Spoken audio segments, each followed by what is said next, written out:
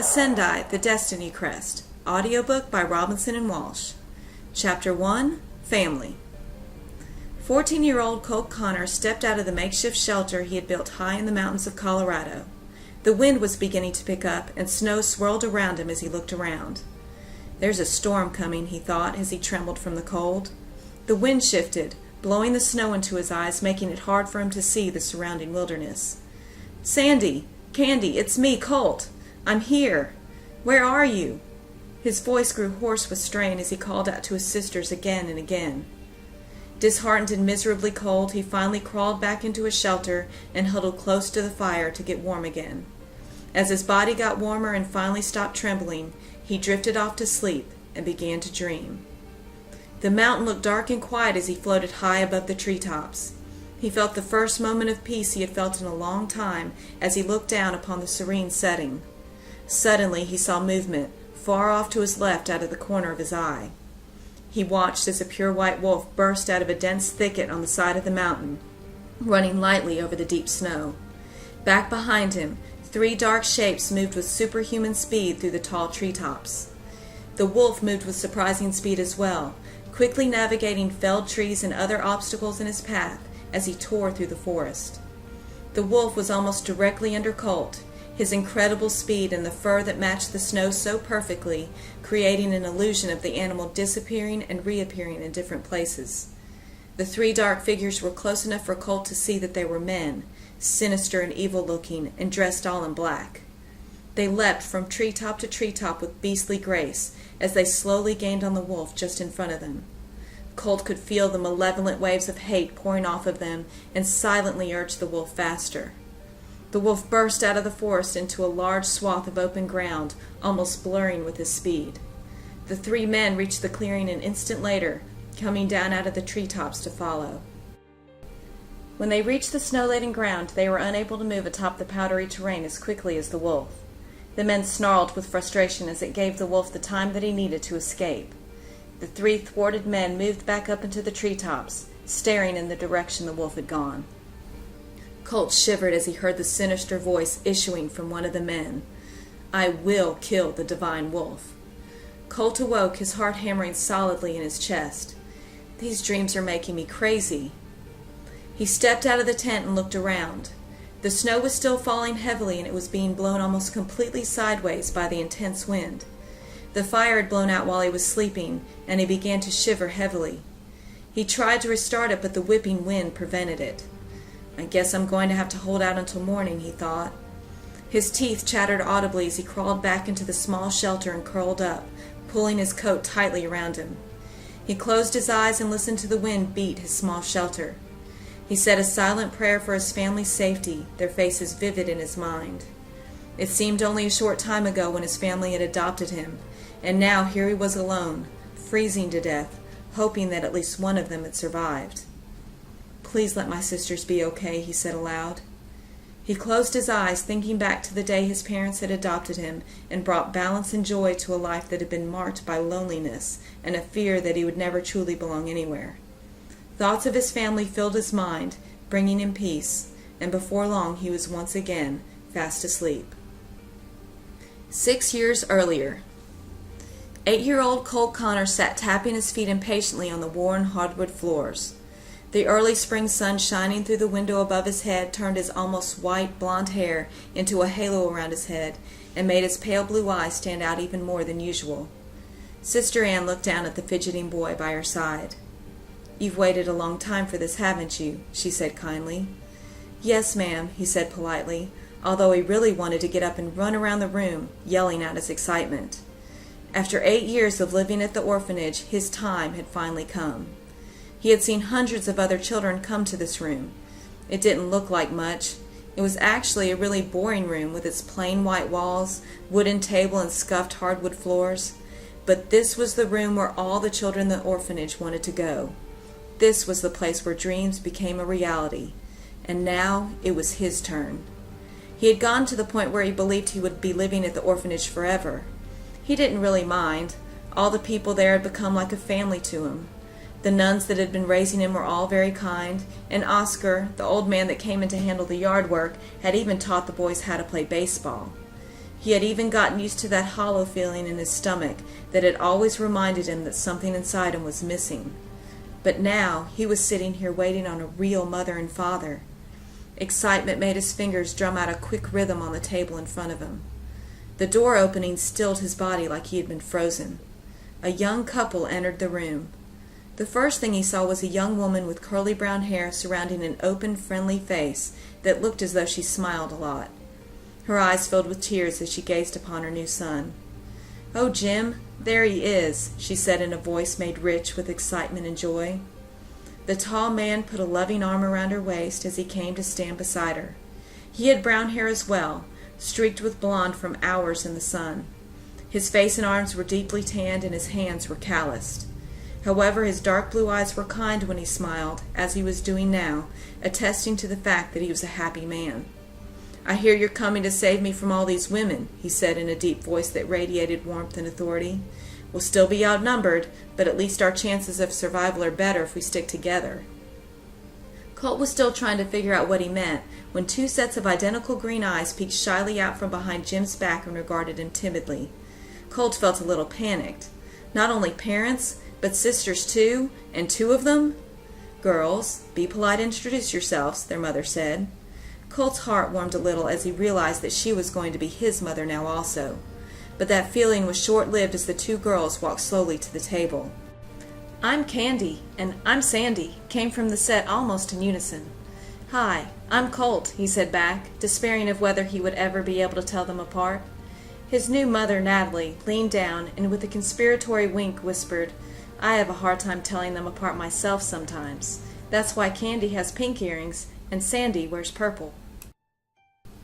Colt, looking up into her kind eyes, felt a wave of gratitude overcome him. As he looked over his new family, he felt like he was the luckiest boy in the world. He was going to be part of a family. He truly belonged somewhere. Jim and Natalie Cantrell looked at each other across the table where they had stopped for a celebratory dinner after leaving the orphanage, having finalized the adoption. All the papers had been signed. Colt was officially theirs. All that remained was to change his last name legally from Connors to Cantrell. However, they had decided to wait until he had settled into the family before they discussed changing his name. At the moment, their new son was being fought over by the twins, as they both tried to outdo each other, telling him all about his room and all the cool things their mom and dad had gotten for him. Jim looked at his wife's glowing face and smiled. He loved seeing her happy. When he and his wife had met and married, Natalie had wanted to start a family immediately because she loved children so much. Jim had convinced her to wait a while until he had established his business. He worked as a general contractor, and because he was good at his job, he put in a lot of hours. He had thought it important that his wife be able to stay home with their children, and he had wanted to be able to provide well for his family. Then, when they had found out they couldn't have children, they had been devastated. Adoption had seemed like the perfect option for them. They had put in an application for one child and had been completely surprised when the agency had called and asked if they would be willing to take twins. They had been one of the biggest blessings of their life, and now, with their new son, their family was complete. Natalie reached across the table and grabbed his hand. "Are you happy?" she asked softly. "Completely," he replied, looking into the brown eyes he had fallen in love with so many years ago. "I'm not doing a very good job backing Colt up, though," he said, laughing, as he watched the boy's head turning rapidly from one sister to another as he tried to keep up with two different conversations at once. He looked like he was on the front row of a tennis match. "I'm going to have to teach him to distract the girls, or he'll never get any peace around here," he said as he chuckled. Then he quickly distracted Candy to give Colt a few moments to breathe. Natalie laughed and patted Jim's hand, feeling an overwhelming amount of contentment with her life. Colt was sprawled out in his own bed. The sun outside his window outlined his bedroom in light. His bedroom. It was still hard to believe that he had his own room. His dark blue walls were lined with baseball paraphernalia. There was a dresser against the wall across from the bed, and a cluttered desk sat beneath the window. It was covered with several unique-looking rocks and an enormous leaf that covered a large portion of the deck's surface. All were treasures he had found while playing outside in the woods behind the house. Colt stretched his arms as far as he could to either side of him, liking the fact that there was still bed underneath his arms. The queen-size bed sure beat the little cot with squeaky springs underneath the mattress that he had to sleep on at the orphanage. In his first couple of weeks with the Cantrells, it had been very hard for him to sleep without the nightly chaos that can only come from a room full of rowdy boys trying hard not to drift off to sleep. As they tossed and turned, the springs would squeak every time they moved or turned over. He had been there so long that he had become accustomed to all the noises. It was so quiet here. At times, when all the lights were turned off and everyone was asleep, he felt like he was the only person in the world. The empty feeling he had felt so many times before was still there, and he didn't understand why. The feeling that something was missing from his life. It had dulled a little at the edges, but it was still there. He was confused and angry with himself over it. Here he was with a great new family and home, and yet he still couldn't be completely happy.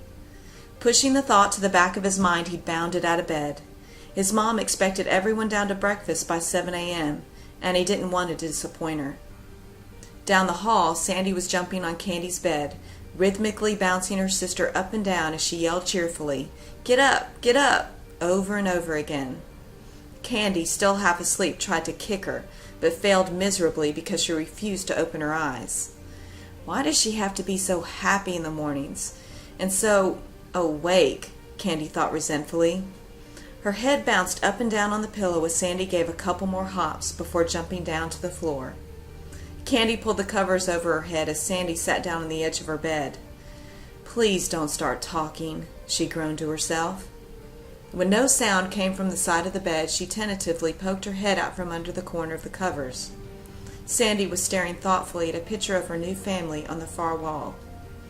"How do you think he did it?" she asked. "What are you talking about?" Candy said, sitting up in the bed. "Colt, staying in that orphanage all those years," Sandy said wonderingly. "It must have been horrible. I can't imagine not having a family for all that time." Candy smoothed her hair. Sandy's bouncing had caused it to stick straight up on the top of her head. "I know. I don't think I could have done it." She and her sister remembered the story of Colt as an infant, whose mother had died tragically when he had been born, leaving him all alone.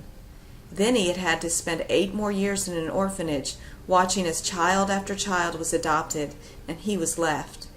They had overheard their mom telling their dad the story while they were supposed to be doing their schoolwork. Their mom and dad had been discussing the boy that was now their brother. When their parents had originally brought the idea of adopting another child to the girls, without hesitation they had both said, "We want a baby."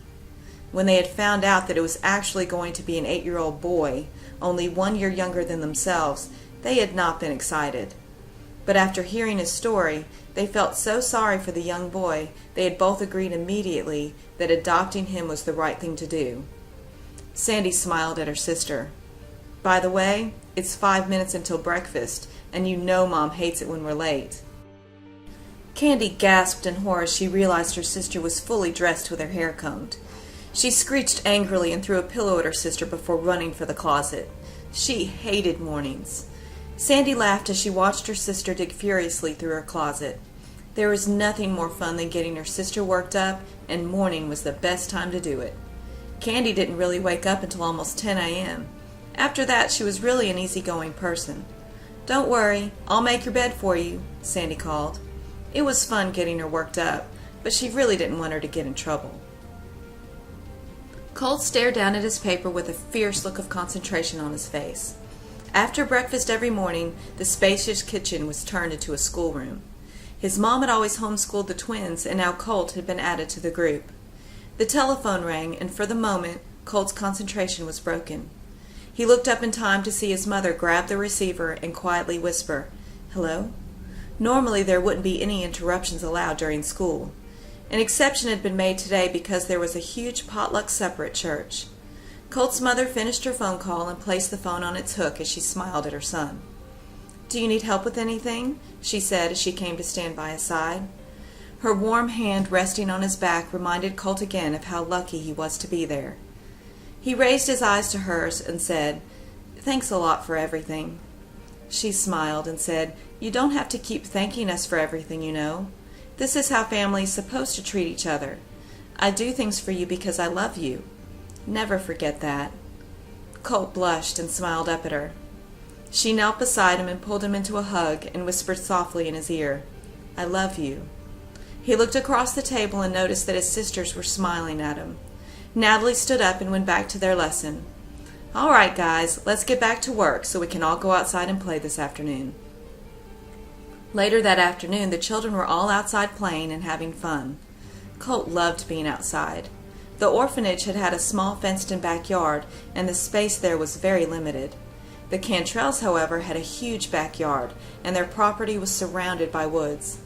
Colt spent every free chance he had exploring them. He loved building forts and fought many imaginary battles among the trees. At the moment, he was intent on finding the perfect hiding spot so that Candy would not find him. 28, 29, 30, ready or not, here I come, she shouted. He was so intent on his task that he had missed the deep rumble of his dad's truck pulling into the driveway. Sandy burst from her hiding spot as soon as she had spotted him. Then Candy took off running toward him as well, yelling excitedly. Hide-and-seek had ended, and the race for Dad had begun. This race had become a game that the girls played each day when their dad came home from work. Jim had just enough time to step out of the truck and close the door right before the twins jumped on him, almost knocking him into the truck. "Whoa there, girls, don't kill your old man. There are plenty of hugs to go around," Jim said, laughing as he swung one girl after another up into his arms and hugged them tight. Then he placed them gently on the ground. Colt finally noticed Jim, and he was just as excited as the girls were to see him. But he wanted to be sure that the game of hide-and-seek was actually over before he abandoned his spot. He reluctantly left his awesome hiding spot and swiftly ran through the yard to greet his father. Jim gave Colt a high five and said, "Hey, buddy, you got a hug for your old man?" "Yes, sir," Colt replied with a smile. Then he jumped up and grabbed his dad, hugging him tightly. "That's my boy," Jim said. Colt loved his mother and his sisters, but he absolutely idolized his father. Jim's face got serious as he raised his left eyebrow and leaned over to look at his children. "All right, guys, what are we playing?" he said intently. "We've been playing hide-and-seek, Daddy," Candy said. "Yeah, and I had the greatest spot picked out too, Dad," Sandy said. "All right, I'm in. Who's it?" Jim asked. 3 not it sounded before he could say another word. "Well, I guess it's me as usual. Go," Jim shouted as he began to count rapidly. Excited yells echoed across the yard as the children scattered. Jim glanced toward the back deck, looking for Natalie. "No peeking, Dad," Sandy yelled from near the woods. "I'm just making sure Mom is hiding too," Jim replied, laughing. Natalie rolled her eyes at him and said jokingly, "Yeah, sure. I'll be hiding in the kitchen. You'll never find me there." Jim smiled at her and waved as she walked into the house to finish the things she was taking to the potluck supper at church that evening. 45 minutes later, the hide-and-seek game had turned out into an all-out war with all 3 kids against their dad. Jim, roaring playfully, stalked towards his 3 grinning children. "Now!" Colt yelled, and the 2 girls attached themselves to Jim's legs. As he started to hobble, fighting to stay on his feet, Colt ran quickly around him and launched himself onto his father's back. Jim slowly toppled to the ground, excited yells coming from the kids. A sharp rap on the kitchen window signaled the end of the games and let everyone know it was time to come in. Colt and the twins took off running for the door, trailed by their dad. "Everyone go and get washed up. It's time to go," Natalie said as the children came running through the door. "We need to get to church early." Jim was met at the door by Natalie, and she handed him the large crock pot that had been simmering all day. "Will you put this in the car for me?" she asked. "And please hurry. We're running late." Jim sighed as he shook his head and turned to go outside again. "And I just wanted to sit down a minute," he said ruefully. Later that night, Colt was lying on his bed, thinking back over the exciting day he had just had. Jim poked his head around the doorframe and said, "Good night, pal. See you tomorrow." "Night, Dad," Colt replied as his dad continued down the hall. Natalie came in a minute later and gave him a kiss on his forehead as she took the covers around him and whispered good night. She left the room and pulled the door softly behind her, leaving it slightly cracked. The quiet that had bothered him so many times before had once again filled the room. He comforted himself with warm thoughts of his family as he slowly drifted off into a deep sleep.